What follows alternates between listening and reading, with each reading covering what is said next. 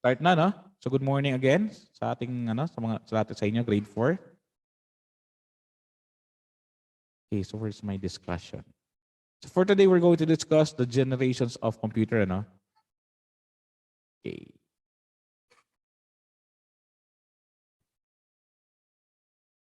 Ayan. So the modern computer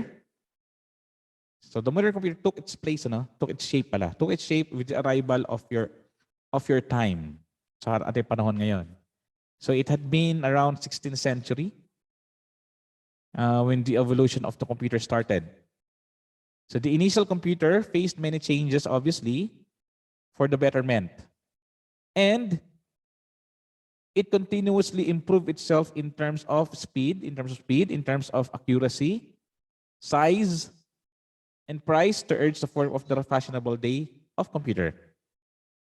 And this long period is often conveniently divided into the subsequent phases called computer generations. Right? So the first generation of computers is one. So mga 1940 to 1956. So ganyan kalalaking computers during that time. So imagine mga siguro mas maluwang pa sa ano. So Ago is there sa nasa loob siya ng preschool room. So imagine mga times 4 niyan or times 6 pa ng classroom na yan. So ganyan kalaki yung computers before. Second generation of computer, medyo lumit na siya. Siguro mga half of the first generation computers ang sakop niya. Mga 3 classrooms or 2 classrooms ang kanyang sakop. Third generation, kung kailan na-invento na yung mga IC or integrated circuits. So palitan ng paliit. Tapos naging fashionable na siya 4th generation until the 5th generation. Okay, let's start sa sa 4th generations. Alright, so the first computers used very fragile glass devices called vacuum tube. Okay, so ito yung vacuum tubes. So ito yung ginagamit for circuitry. And magnetic drums. Ito na may magnetic drums for memory. Okay, for circuitry, itong ginagamit vacuum tubes, and for memories, itong ginagamit nila, the magnetic drum.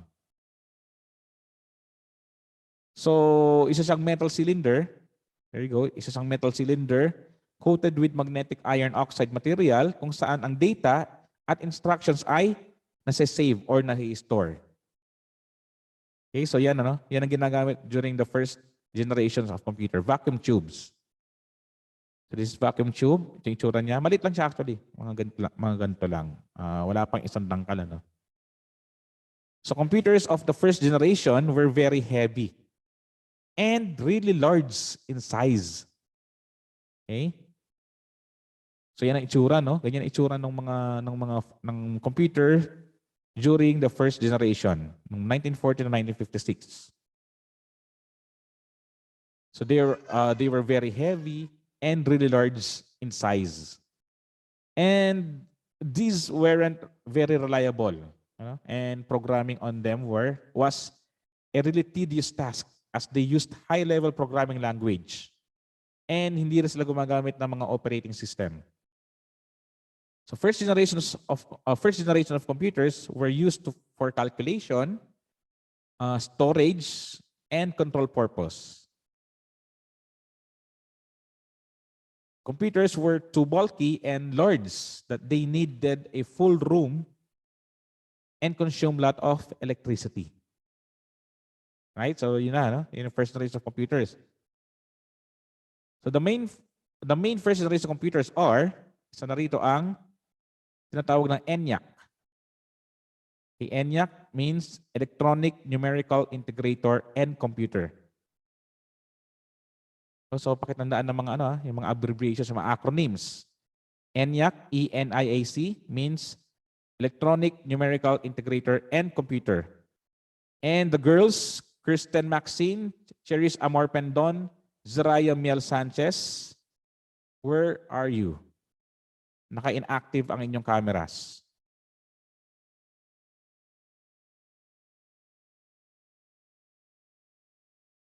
Okay. I'll continue. So ito yung isa sa mga computers during the first generation. So as you can see in this picture, ayan siya. Nag-occupy siya ng napakalaking space. Isang computer lang yan, ha?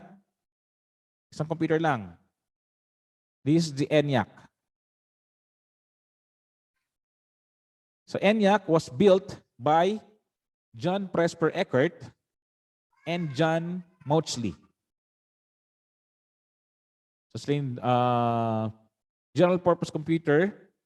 ENIAC was the first programmable electronic general purpose digital computer made in 1945. ENIAC was able to solve large class of numerical problems through reprogramming. Okay, and it had been very heavy, very large, and it contained 18,000 vacuum tubes. Ilan daw vacuum tubes ang laman ng ENIAC? How many vacuum tubes? Kasabi ko lang.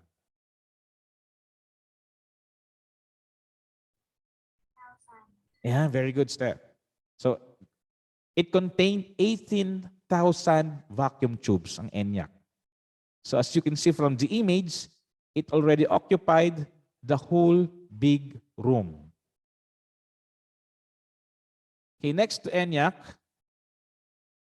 so that's John von Neumann.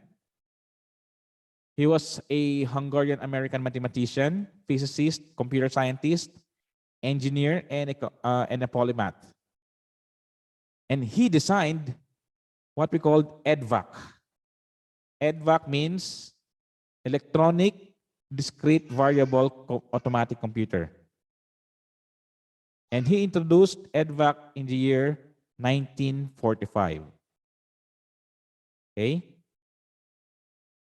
So malaki din siya. Malaki rin yung EDVAC. Okay, after that, UNIVAC was also introduced no mga year 1951 during that time. So UNIVAC means Universal Automatic Computer. It was the first general purpose electronic digital computer designed for business application.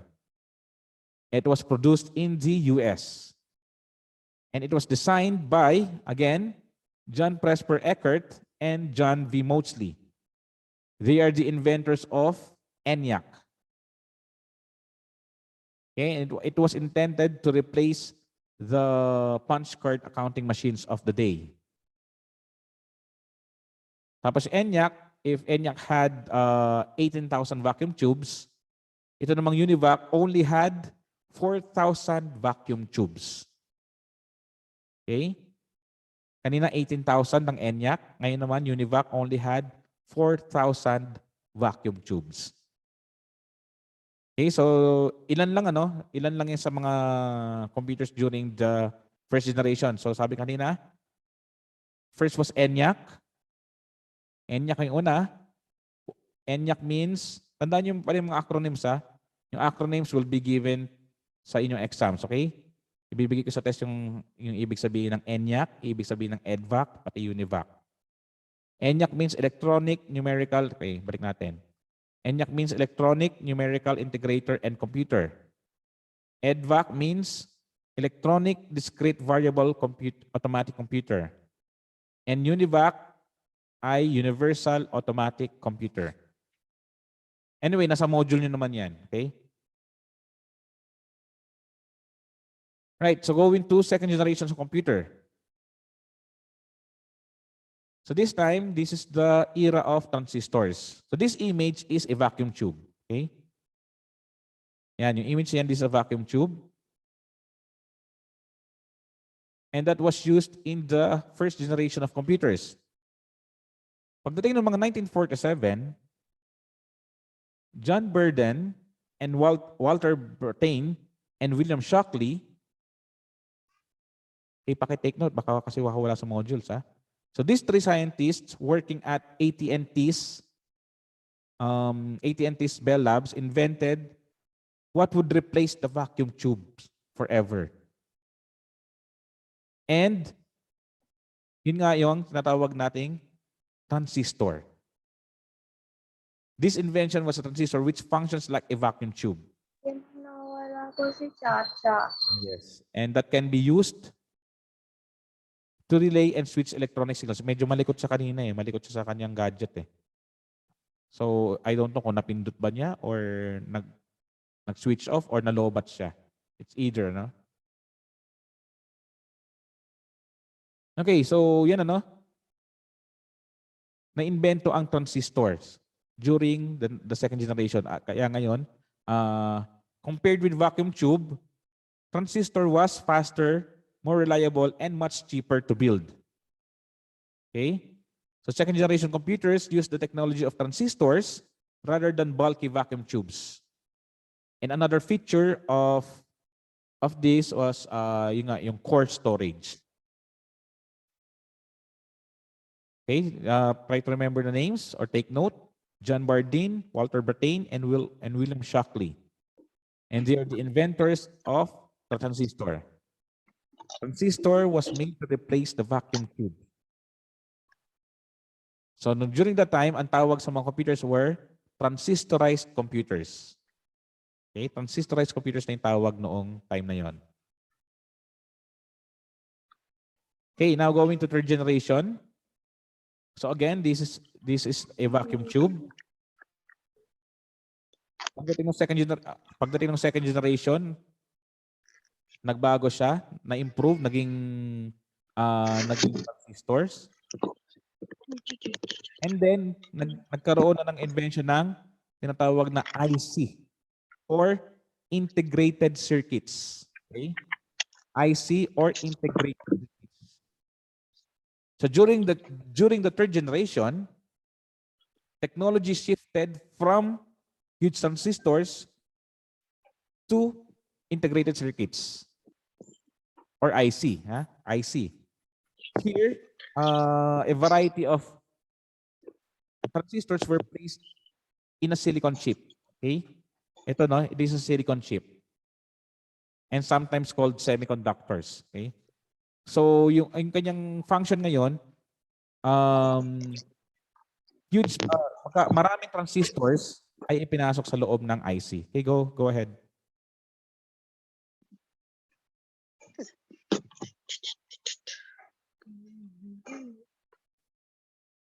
So again, a variety of transistors were placed on a silicon chip. And that's also why IC sometimes referred to as semiconductor chip. And the most feature of this era, the third generation, the era of integrated circuits, was the speed, and reliability. So mas reliable na ang computers this time.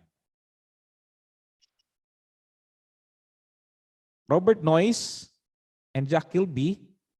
So Robert Noyce of Fairchild Corporation and Jack Kilby of Texas Instruments independently discovered the amazing attributes of integrated circuits. So sila yung naka-discover naman. No?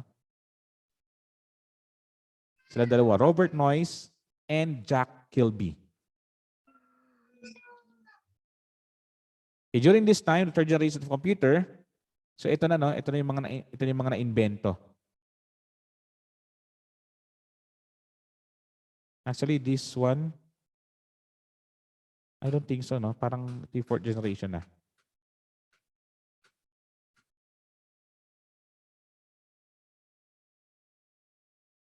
All right. So going to the fourth generation of computers. So ito naman, ng time na to, 1971 up to present, sabihin hanggang ngayon, tayo na sa fourth generation. So dito naman na-introduce ang tinatawag na microprocessors. All right, so in 1971, the first microprocessor, this is the first microprocessor to. So in 1971, the first microprocessors were used. The large scale of integration, LSI circuits built on one chip. Nasa isang chip na lang siya. It is called microprocessor. So maraming IC pinagsama-sama yung napakaraming IC into one chip na lang. O, sinabi ko na. Sige, go ahead na. Kasi Chacha naman pala ngayon ang go out. Hindi na si Kirsten.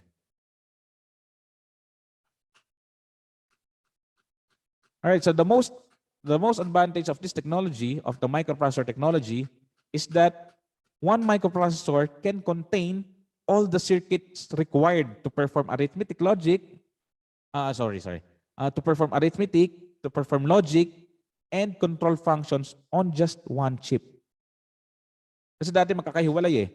Merong IC na para sa arithmetic, merong isang IC para sa logic, there's another IC for control functions. And now, those functions pinagsama-sama na into just one chip, which is called the microprocessor. Okay? So maraming ICs na pinagsama-sama onto one single silicon chip. At kasama na nga rito sa nabuo ang tinatawag na CPU. CPU means Central Processing Unit. Okay, Central Processing Unit is the brain, That's the main brain of the computer. Na tinatawag din na processor, okay? Tinatawag din na processor ang CPU, okay? From which most calculations take place dito sa processor. CPU is the most important element of the computer system. Again, CPU is the most important element of a computer system. Tandaan na. Again, sabihin ko ulit, CPU is the most important element of a computer system. I'm giving emphasis about it kasi nga, alam niyo na, yung mga binibigyan kong emphasize ay siyang lumalawas sa ating exams. So there are two typical components of CPU. Sa loob nito, sa loob ng CPU, may mga components to. First is ALU. So another acronyms to. ALU means Arithmetic Logic Unit or Arithmetic and Logic Unit. It performs all the calculations and logical operations. So pag ito yung mathematician, This is the mathematician of the computer. Siya yung nagko-compute. Okay? So if you're going to input some data, sabihin natin 2 plus 2, so siya yung magko-compute nun. The ALU. The Arithmetic Logic Unit. Next is Control Unit.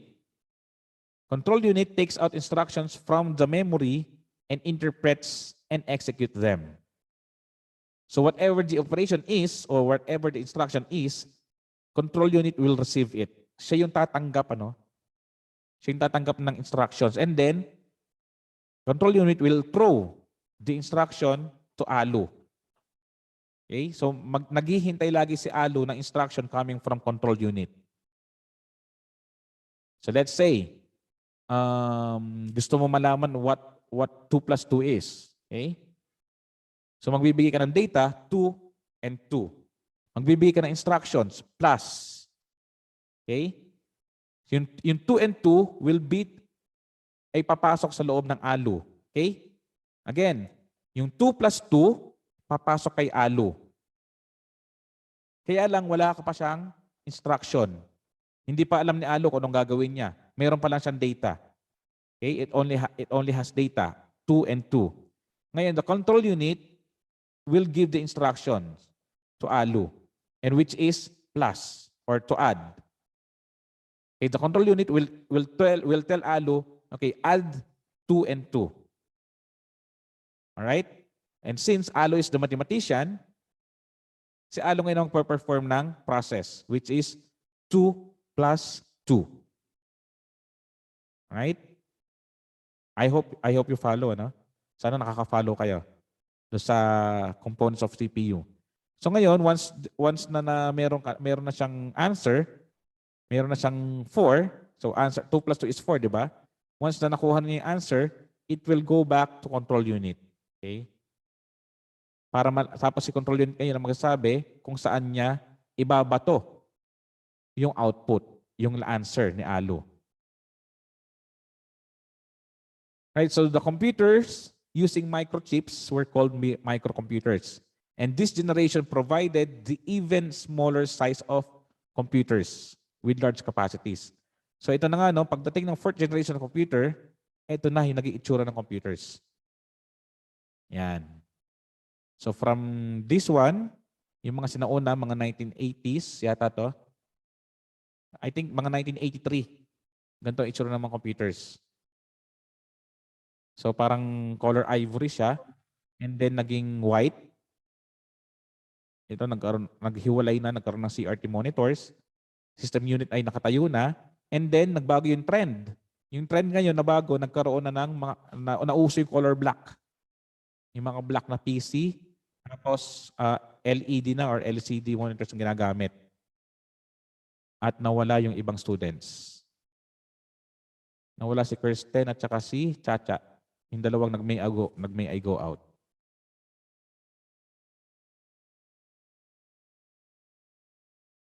Okay.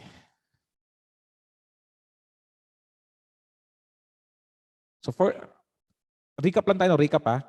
First generation of computer, ang ginamit ay vacuum tubes. Okay, bago tayo tumuloy sa fifth generation. First generation, ang ginamit ay vacuum tubes. Okay? Second generation, ang ginamit ay transistor. Transistor era ang second generation. Third generation ay IC or integrated circuits. Okay? Fourth generation ay microprocessors. Tandaan na, first generation vacuum tubes, second generation transistor era, third generation ay IC or integrated circuits, and then fourth generation is microprocessors. Okay, ngayon papasok tayo sa sinatawag na fifth generation of computers. So, fifth generation computers is called the era of artificial intelligence. So kailan yon? It is the present time and beyond. So the technology behind the fifth generation of computers is AI. AI or artificial intelligence. And artificial intelligence allows computers to behave like humans. So parang tao na raw kung magbe-behave ang mga computers. And it was often seen in programs like voice recognition, in some area of medicines and entertainment. Within the field of games, it is shown very remarkable performance where computers are capable of beating human competitors. Isa pa sa mga feature ng AI or the fifth generation ay yung speed, ano? The speed is highest.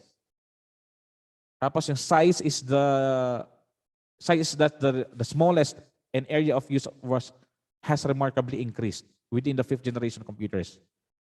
So though not 100% AI has been achieved, sa ngayon there's still no 100% AI.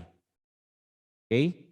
So up to date, but keeping in sight that the present developments, it is often said that this dream to have 100% AI will become a reality very soon.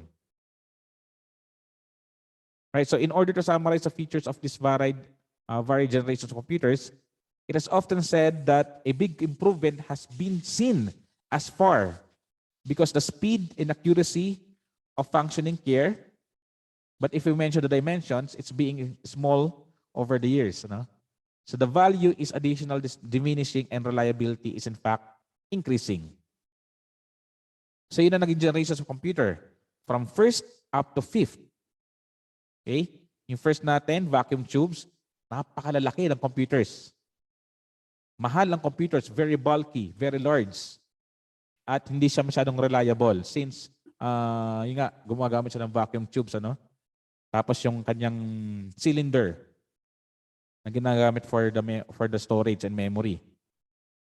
And then followed by the second generation of computer, which is the transistorized computers na. Gumagamit na ng transistor. So the vacuum tubes were replaced by transistors. And then, yung transistors ngayon had been replaced by IC or integrated circuits noong time nung third generation na. Okay, third generation until magkarating tayo sa fourth generation until the present time kung saan na-introduce na ang microprocessors. At ang ating mga computers ay naging mas reliable na, mas naging mabilis, okay, compared with the first generations of computer. Okay, so that's it for our discussion. Baka meron kayong questions. None. Okay, kung wala namang questions, sige, okay na. But please prepare for a quiz on Monday, okay? Meron tayong quiz on Monday about what we had discussed nung Wednesday and today, okay? Okay po. All right. Thank you so much, fourth graders. Happy weekend and see you on Monday.